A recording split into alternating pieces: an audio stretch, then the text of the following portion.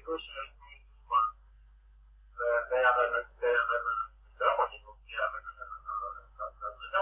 example. So that's why we are being good and software tools right? Information teams that we are getting from CFC that will make us really mature and kailangan po talaga natin to deepen our relationship with God. Once we have deepened our relationship with God, it will come to a point that your testimony will always be what Jesus would do. And then, sana po, I was able to answer the question clarified.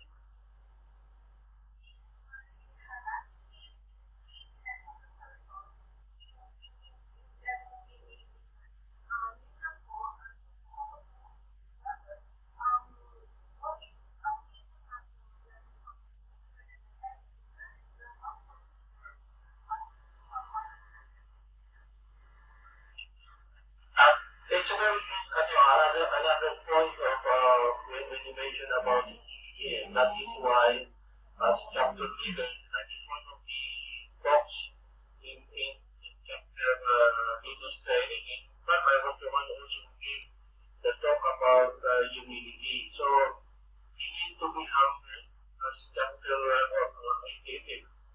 Whatever position we have in our community, and especially if you are chapter head or elders or even higher because we come in chapter head, you need to be humble, you need humility. You should give the humility of God.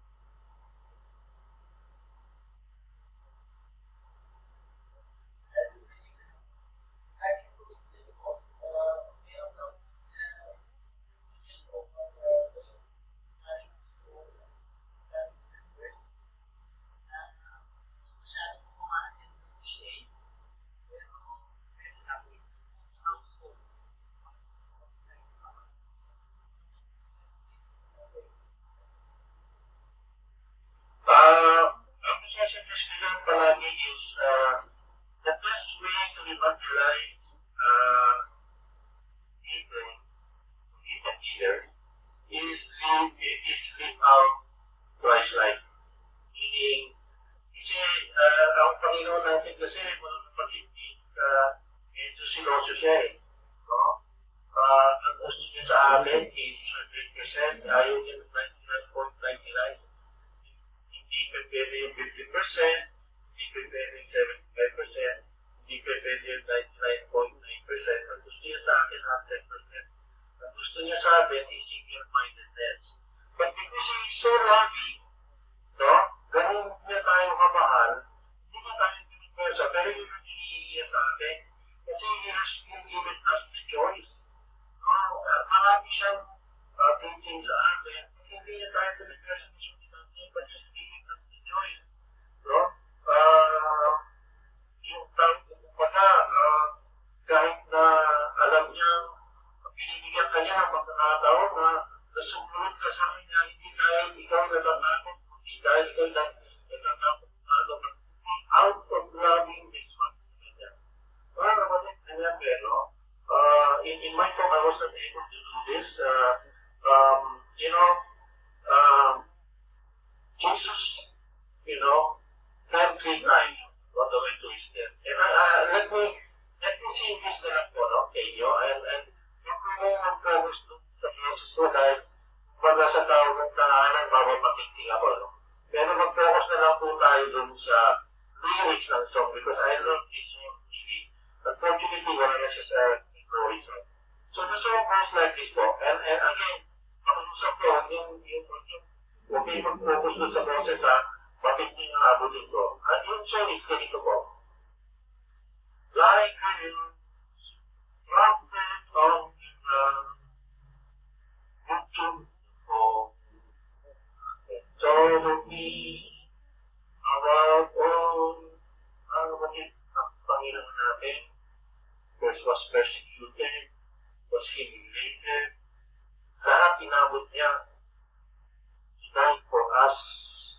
But during those situations, during those bad times that he fell to the ground, nasa isip niya pa rin, papapunod kay tayo. Minsan mga kapatid, sa ganitong sitwasyon, sa ganitong pagkakataon na he died for us, how can we not love him back? How can we not love him, know him, and serve him? And so, ang may ma-advise ko, mga kapatid, ay continue to inspire our members, our leaders. Gaya nga ng nasabi kong hugot na kanina, lahat po tayo ay mawawala sa mundong ito. Wala pong matitira dito. Dadating po yung time na tayo lahat ay aalis sa mundong ito. Kasi ang legacy sa ating mga kilala, sa ating mga members, that let us aspire to inspire before we inspire. Para noon, bago tayo umalis sa mundong ito, naisabluhan natin, purpose natin kung bakit tayo nabuhay sa mundo.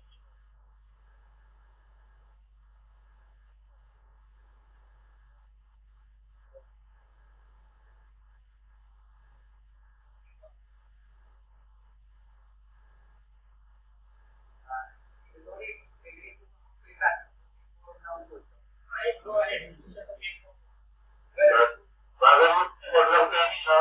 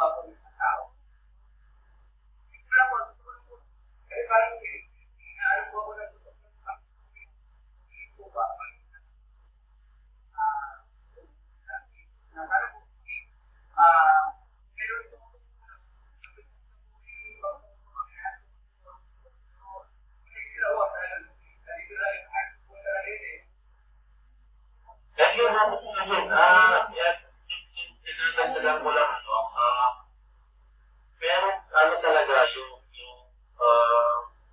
meron tayong mga teachings na, meron po kasi tayong talagang mga tao na minsan hindi ko na-handle yung kanilang mga achievements, kanilang mga accomplishments. At meron po kasi mga tao din na minsan they are so proud of where they have, where they have graduated. Maybe they graduated from the top 4 universities in the Philippines, for example. Maybe they have a very high position in the company. And for all those people,